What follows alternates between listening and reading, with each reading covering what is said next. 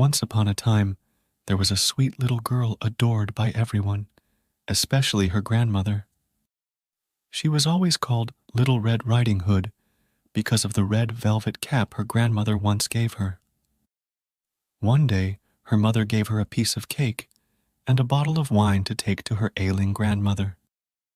"Be careful, Little Red Riding Hood," her mother cautioned. "Walk nicely, don't run off the path, and remember to greet your grandmother warmly. And don't forget, no peeking into corners." "I promise, Mom," Little Red Riding Hood assured her, setting off on her journey. As she entered the woods, a sly wolf approached her. Unaware of his intentions, Little Red Riding Hood chatted with him about her visit to her grandmother.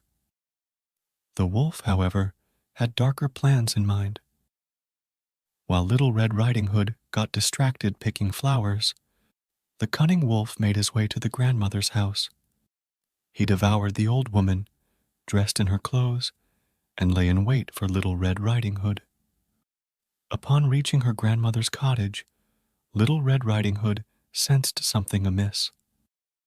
The wolf, disguised as her grandmother, tried to fool her with compliments about her big eyes, ears, and hands.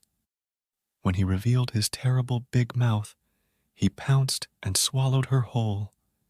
Meanwhile, a passing huntsman heard the wolf snoring.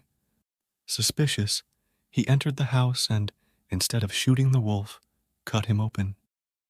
Out popped Little Red Riding Hood and her grandmother, alive and well. They filled the wolf's belly with stones, and when he awoke, he collapsed and died. Relieved, the three celebrated their narrow escape. The huntsman took the wolf's skin as a trophy, and they all enjoyed the cake and wine Little Red Riding Hood had brought. From that day on, Little Red Riding Hood vowed never to stray from the path again, heeding her mother's advice. In another encounter with a wolf, she stayed vigilant and safely reached her grandmother's house. This time, they outsmarted the wolf by pretending not to be home, causing him to meet a watery end in a trough. Little Red Riding Hood returned home happily, never encountering trouble again, and they all lived happily ever after.